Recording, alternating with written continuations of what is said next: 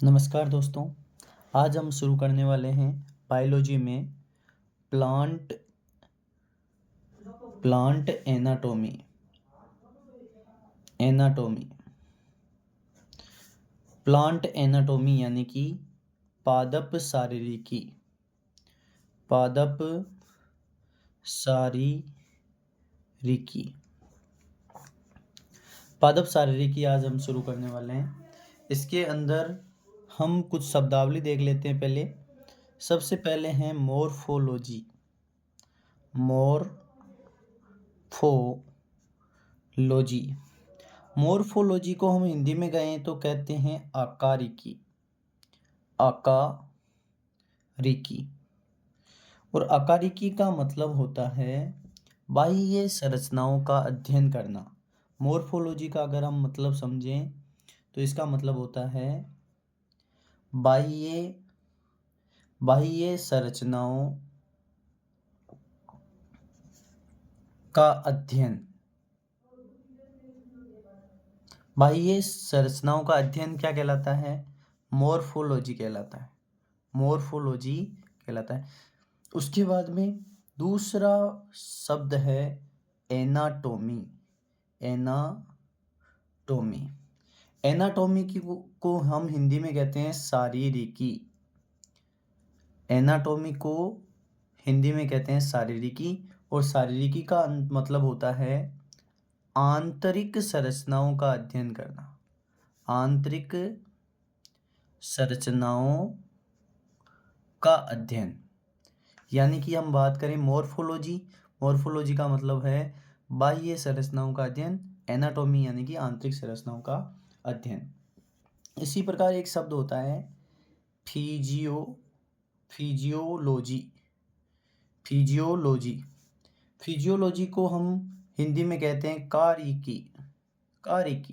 कार्य करने की जो प्रक्रिया उसका अध्ययन करना। इसी प्रकार एक साइंस है, उसके अंदर हम कहते हैं साइटोलॉजी। साइटोलॉजी को हिंदी में कहते हैं कोशिका विज्ञान। साइटोलॉजी यानी कोशिका विज्ञान। उसी प्रकार होता है हिस्टियोलॉजी। उसी प्रकार क्या होता है?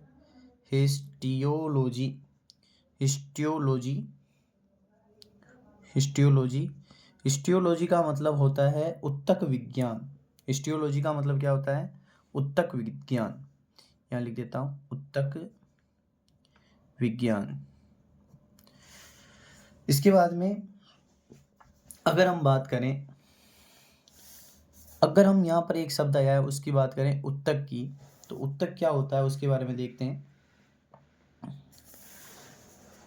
जैसे हम जानते हैं कि कोशिकाएं होती है, ऊतक के बारे में कुछ कोशिकाएं ग्रुप में होती है और वो ग्रुप में रह करके ऐसे समूह बना लेती है जिनकी क्या क्या समान होती है। एक तो उनकी उत्पत्ति समान होती है, एक उनकी संरचना समान होती है और उनका क्या समान होता है? कार्य समान होता है। यानी कि हम ऊतक की बात करें तो ऊतक कोशिकाओं का ऐसा समूह, परिभाषा बनाए तो हम ऐसा लिखेंगे, कोशिकाओं का ऐसा समूह जो उत्पत्ति, संरचना और कार्य के आधार पर क्या हो? समान हो। उन्हें हम क्या कहते हैं? ऊतक कहते हैं। ऊतक कोशिकाओं का ऐसा समूह होता है जो उत्पत्ति, संरचना और कार्य के आधार पर एक समान होता है। अगर हम बात करें प्लांट टिश्यू की या हम बात करें पादप ऊतक जो सबसे पहले शब्द दिया गया था, पादप ऊतक जो शब्द है, पादप ऊतक शब्द एन ग्र्यू ने दिया था। एन ग्र्यू ने क्या किया? पादप ऊतक शब्द दिया था। और इसीलिए जो प्लांट एनाटॉमी है उसके जनक के रूप में इनको जाना जाता है। यानी कि मैं ऐसे कहूँ, प्लांट एनाटॉमी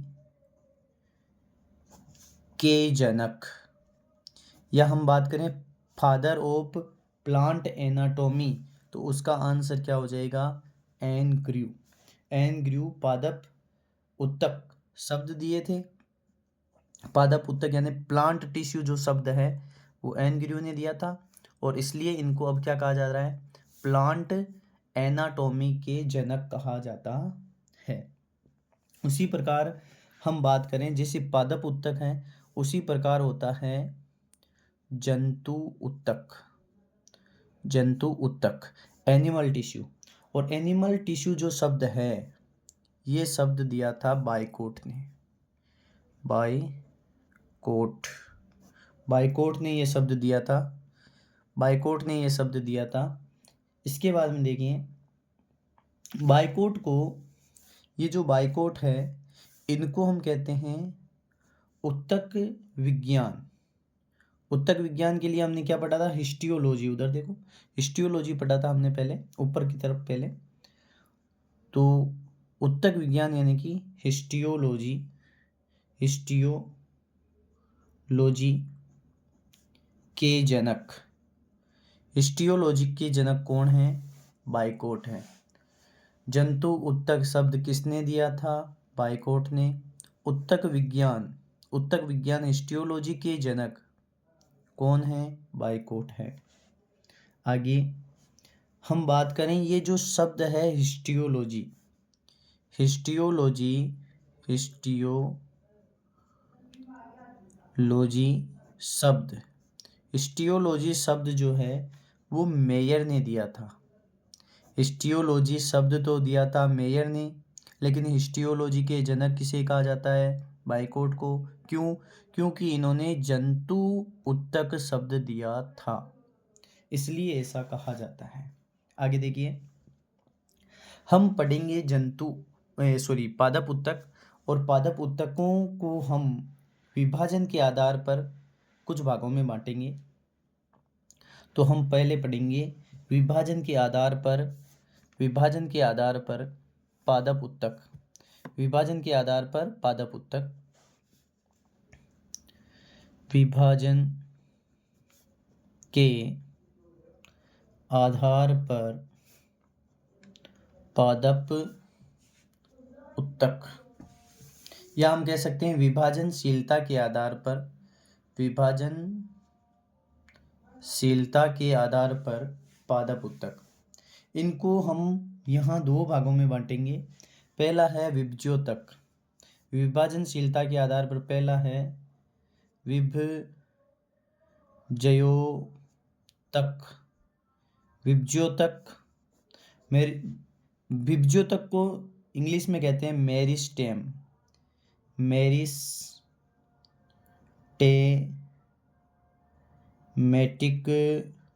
टिश्यू। विभज्योतक या मेरिस्टेमेटिक टिश्यू कह दो, बात एक ही है। विभाजनशीलता के आधार पर दो भाग बनाएंगे, एक तो है विभज्योतक उत्तक और दूसरा है स्थायी उत्तक। स्थायी उत्तक जिसको हम कहेंगे परमानेंट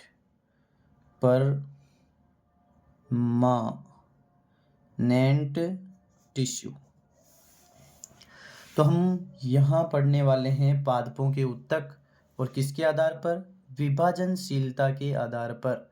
कितने भागों में? दो भागों में, विभज्योतक और स्थायी यानी परमानेंट उत्तक। इनमें अगर हम बात करें, इनमें जो है विभाजन लगातार चलते रहते हैं। विभज्योतक में बताओ क्या होते हैं? विभाजन, कौन से विभाजन? कोशिका विभाजन, सेल विभाजन लगातार चलते रहते हैं, लगातार चलते रहते हैं। इनमें जो विभाजन है वो हमेशा चलते रहते हैं, इनमें विभाजन नहीं होते। स्थायी उत्तक में क्या नहीं होते? विभाजन नहीं होते। इनकी कोशिकाएं अब सेल डिवीजन नहीं करती, यानी कोशिका विभाजन नहीं होता। चलिए इसमें जो सेल चक्र होता है, इसमें सेल चक्र G1 से प्रारंभ होता है, G1, उसके बाद में S, फिर G2, फिर M में लगातार चलता रहता है। G1 से S, S से G2, G2 से M में लगातार ये क्या करता रहता है, चलता रहता है। और स्थायी ऊतक में जो सेल चक्र है, कोशिका चक्र है, वो किस स्टेप में रुक जाता है, वो जीवन अवस्था में वापस आकर रुक जाता है।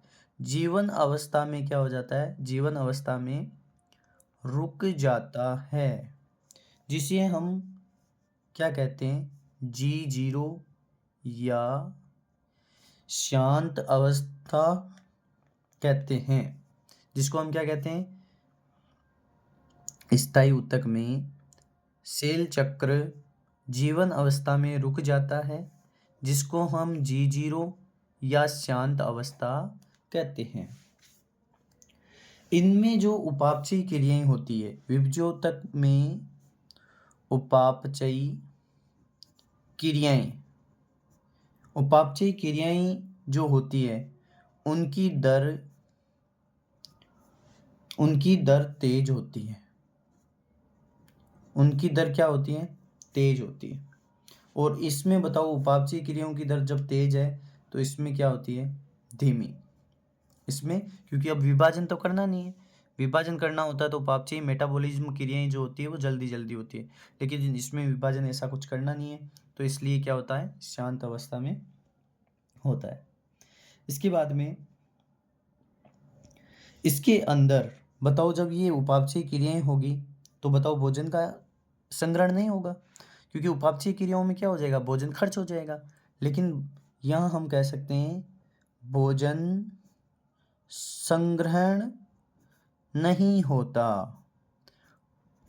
क्योंकि यदि तू काम कर रहा है, लगातार विभाजन हो रहा है, तो बताओ जो भोजन है वो क्या हो जाएगा, खर्च हो जाएगा। लेकिन इसमें तो इतना ज़्यादा विभाजन करना नहीं है, तो क्या होगा, भोजन का संग्रह होता है। इसमें क्या होता है, भोजन का संग्रह होता है। इसके बाद में पांचवा अंतर है कि जो विभज्योतक है, विभज्योतक ऊतक का पांचवा प्रकार पढ़ रहे हैं हम। विभज्योतक ऊतक में बताओ, सेल केंद्र, सेल का जो केंद्रक है वो क्या होता है, बड़ा होता है। और इसके अंदर जो सेल द्रव्य है, जो इसके अंदर सेल द्रव्य है, सेल द्रव्य यानी कोशिका द्रव्य, कोशिका द्रव्य सघन होता है, कोशिका द्रव्य सघन होता है। और इसमें केंद्रक भी क्या होता है, बड़ा होता है। इसमें इसका उल्टा होता है, यानी कि स्थायी ऊतक में केंद्रक क्या होता है, केंद्रक छोटा होता है। और जो जैव द्रव्य है, कोशिका द्रव्य है, कोशिका द्रव्य है, कोशिका द्रव्य क्या होता है, विरल होता है। सीधी सी बात हो गई कि केंद्रक छोटा होता है, कोशिका द्रव्य क्या होता है, विरल होता है। किसमें, स्थायी ऊतक के अंदर होता है। इसके बाद अगर हम बात करें तो इसकी जो विभज्योतक ऊतक होता है उसके अंदर जो कोशिकाएं हैं वो पास पास होती है। क्या होती है, कोशिकाएं क्या होती है, पास पास होती है। और इसके बीच में यहाँ कोई स्थान नहीं होता है, उसे हम कहते हैं इंटर सेल्यूलर स्पेस, यानी कि इसको हम कहते हैं अंतरा कोशिकीय अवकाश। और बताइए अंतरा कोशिकीय अवकाश इसमें होता है क्या, इसमें अंतरा कोशिकीय अवकाश नहीं होता है, क्योंकि कोशिकाएं सब क्या होती है, बहुत पास पास में होती है। लेकिन इसके अंदर जो कोशिकाएं होती है वो थोड़ी सी दूर हो जाती है। और इसके बीच में देखो ये क्या हो गया, ये स्पेस रह गया यहाँ पर, और उसी को हमने क्या कह दिया, इंटर सेल्यूलर स्पेस, अंतरा कोशिकीय अवकाश। जो दो चार कोशिकाएं हमारे पास कोशिकाओं का समूह है, जिसे ये और कोशिकाएं हैं यहाँ पर, और इनके बीच में देखो यहाँ पर ये स्पेस जो रह रहा है उसी को हम कह रहे हैं अंतराकोशिकीय अवकाश। विभज्योतक ऊतक में क्या होता है, वो अवकाश होता है, इसमें ऐसा अवकाश नहीं होता है, इसमें रिक्तिकाएं नहीं होती है। बताओ, इसमें 6 नंबर अंतर हो गया था ये। 7वां देखिए, 7वां में इनमें जो हमारा विभज्योतक उत्तक है, उनमें रिक्तिकाएँ नहीं होती हैं। रिक्तिकाएँ नहीं होती है। रिक्तिकाएँ नहीं होती है, लेकिन इसमें यानी कि स्थायी उत्तक में रिक्तिकाएँ होती है।